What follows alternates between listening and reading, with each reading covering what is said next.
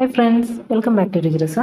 ഇന്ന് നമുക്ക് നല്ല സോഫ്റ്റ് ആയിട്ടുള്ള ഗോതമ്പ് പുട്ട് എങ്ങനെ ഉണ്ടാക്കാമെന്ന് നോക്കാം. ഇത് നമുക്ക് ഒട്ടും കട്ടയില്ലാണ്ട് രാവിലെ ഉണ്ടാക്കിയ വൈകിട്ട് വരെ നല്ല സോഫ്റ്റ് ആയിട്ടിരിക്കുന്ന രീതിയിൽ ഉണ്ടാക്കുന്ന മാർഗ്ഗമാണ് ഇപ്പോൾ കാണിച്ചു തരുന്നത്. ഞാനിവിടെ ഒരു ഗ്ലാസ് ഗോതമ്പ് പൊടിയാണ് കാണിക്കുന്നത്. അതിൻ്റെ അളവുകളാണ് ഇപ്പോൾ പറയുന്നത്. ഇതിലേക്ക് നമുക്ക് 2 നുള്ളു ഉപ്പും 1 നുള്ളു ജീരകവും ചേർത്ത് കൊടുക്കാം. ജീരകം ഈ ഗോതമ്പ് പുട്ട് കഴിക്കുമ്പോൾ ഉള്ള ഗ്യാസ് ട്രബിളോ അങ്ങനെയുള്ള പ്രശ്നങ്ങളൊക്കെ ഒഴിവാക്കാൻ വേണ്ടിയിട്ടാണ് ജീരകം ചേർക്കുന്നത്. ഇനി നമുക്കിതിലേക്ക് കുറേശ്ശെയായിട്ട് വെള്ളം തളിച്ചൊഴിച്ചിട്ട് ഈ പുട്ട് നനച്ചെടുക്കാം. ഗോതമ്പ് പുട്ട് ഉണ്ടാക്കുമ്പോൾ അരിപ്പുട്ട് ഉണ്ടാക്കുന്ന പോലെ കൂടുതൽ വെള്ളം അല്ലെങ്കിൽ കൃത്യം അളവ് വെള്ളം ഒന്നിച്ചൊഴിച്ചിട്ട് ഒരിക്കലും ഉണ്ടാക്കരുത്. ഞാനിപ്പോൾ ഇവിടെ ഒരു 1/4 ഗ്ലാസ് വെള്ളം എടുത്തിട്ടുണ്ട്. പക്ഷെ നമ്മൾ ഓരോ പ്രാവശ്യം ഓരോ സ്പൂൺ വെള്ളം മാത്രം ഒഴിച്ച് തളിച്ച് നല്ലവണ്ണം തിരുമ്മി കുഴച്ചെടുക്കുക. നമ്മൾ ഓരോ പ്രാവശ്യം ഒഴിക്കുന്ന വെള്ളം മുഴുവനായിട്ടും ഇതിൽ അബ്സോർബ് ആവുന്നവരെ നല്ലോണം തിരുമ്മി കുഴച്ചെടുക്കുക. വീണ്ടും 1 സ്പൂൺ ചേർത്ത് കൊടുക്കുക. ഇങ്ങനെ ഉണ്ടാക്കിയാണെന്നുണ്ടെങ്കിൽ മാത്രമേ നമുക്ക് വെള്ളം അധികമായി പോകാണ്ടിരിക്കുകയുള്ളൂ.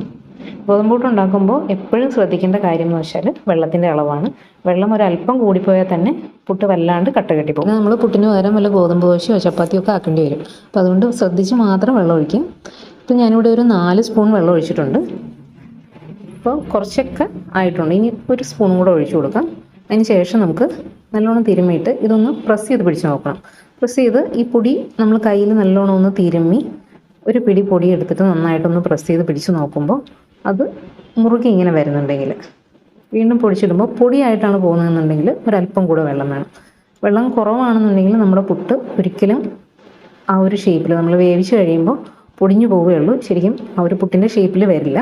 പിന്നെ വേകാത്ത മാവ് കഴിച്ചു കഴിഞ്ഞാൽ നമുക്ക് ദഹനക്കേട് പ്രശ്നങ്ങളൊക്കെ ഉണ്ടാവുകയും ചെയ്യും. അപ്പോൾ ഒരല്പം കൂടെ 1/2 സ്പൂൺ വെള്ളം കൂടെ നമുക്ക് ഒഴിച്ചു കൊടുക്കാം. അതിന് ശേഷം വീണ്ടും ഒന്നുകൂടെ തിരുമ്മി കൊടുക്കാം. അവസാനം ആകുമ്പോൾ കുറേശ്ശെ വെള്ളം മാത്രമേ ചേർക്കാവുള്ളൂ. ഇപ്പോൾ ഏകദേശം പാകമായിട്ടുണ്ട്. ഇപ്പോൾ നല്ലോണം പ്രസ് ചെയ്ത് പിടിക്കുമ്പോൾ അത് കട്ടയായിട്ടാണ് തന്നെ ഇരിക്കുന്നത്. പൊടിക്കുമ്പോഴും കുറേശ്ശെ കട്ടകളുണ്ട്. ഈ ഒരു പാകത്തിലാണ് നമുക്ക് ഗോതമ്പ് പുട്ടിൻ്റെ പൊടി വേണ്ടത്. ഇനി നമുക്ക് ചെയ്യാനുള്ളത് ഇതിനെ ഒന്ന് ഒരു മിക്സിയുടെ ജാറിലിട്ട് നന്നായിട്ടൊന്ന് പൊടിച്ചെടുക്കാം. നമ്മൾ ഈ ചട്നി ജാറിലേക്ക് ഒരു 4 സ്പൂൺ നനച്ച് വെച്ചിരിക്കുന്ന പൊടി ഇട്ട് കൊടുക്കാം. ഫുൾ പൊടിയും കൂടെ ഒന്നിച്ചിടണ്ട, കാരണം അത് വീണ്ടും കട്ടയായിട്ട് പോകും. അപ്പോൾ ആ മിക്സി ജാറിനകത്ത് ഒരു പകുതി പൊടി മാത്രം ഇടുക. എന്നിട്ട് ഒന്ന് പൾസ് ചെയ്തെടുക്കുക. അരക്കുകയല്ല, നമ്മൾ ജസ്റ്റ് ഒന്ന് പൾസ് ചെയ്തെടുക്കുക മാത്രമേ ചെയ്യുന്നുള്ളൂ.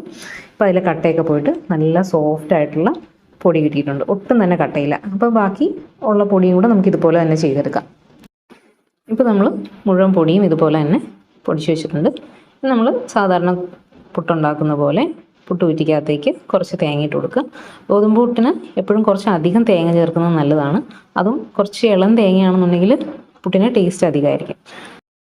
നമുക്ക് ഒരു 2-3 സ്പൂൺ ഗോതമ്പ് പൊടി ചേർത്തതിന് ശേഷം വീണ്ടും അതിൻ്റെ മുകളിൽ തേങ്ങ ഇട്ട് കൊടുക്കാം. അങ്ങനെ മുഴുവൻ പൊടിയും ഇതുപോലെ തന്നെ ചെയ്തെടുക്കാം. ഈ ഒരു രീതിയിൽ ചെയ്ത് കഴിഞ്ഞാൽ നമ്മുടെ ഗോതമ്പ് പുട്ട് വളരെ സോഫ്റ്റായിട്ട് കിട്ടും. നമ്മളിപ്പോൾ രാവിലെ ഉണ്ടാക്കി വയ്ക്കുകയാണെങ്കിൽ രാത്രിയിൽ വരെയും നല്ല സോഫ്റ്റായിട്ട് തന്നെ ഇരിക്കും. അപ്പോൾ നമ്മളുടെ പൊടി മുഴുവൻ നമ്മൾ ഇതിലേക്ക് ഇട്ട് കൊടുത്തിട്ടുണ്ട്. ഇനി ഇതിന് ആവിയിൽ വേവിച്ചെടുക്കാം. നമുക്ക് വേണമെന്നുണ്ടെങ്കിൽ ഈ തേങ്ങയ്ക്ക് പകരമായിട്ട് കുറച്ച് ക്യാരറ്റോ ബീട്രൂട്ടോ ഗ്രേറ്റ് ചെയ്തത് ഉപ്പും മുളക് പൊടിയും ഇട്ട് നല്ലോണം വഴറ്റിയതിന് ശേഷം ഫില്ലിംഗ് ആയിട്ട് വെച്ച് കൊടുക്കാവുന്നതാണ്. ഇനി നമുക്ക് ഇതൊന്ന് സ്റ്റീം ചെയ്തെടുക്കാം. സാധാരണ പുട്ടുപൊടി പോലെ ആവി വന്നു കഴിഞ്ഞാൽ ഉടനെ തന്നെ എടുക്കരുത്. ഗോതമ്പ് പൊടി ആയതുകൊണ്ട് വേവാൻ കുറച്ച് സമയം വേണ്ടി വരും. അപ്പോൾ നമ്മളൊരു 5 മിനിറ്റ് ഇതിന് സ്റ്റീം ചെയ്തെടുത്തിട്ടുണ്ട്.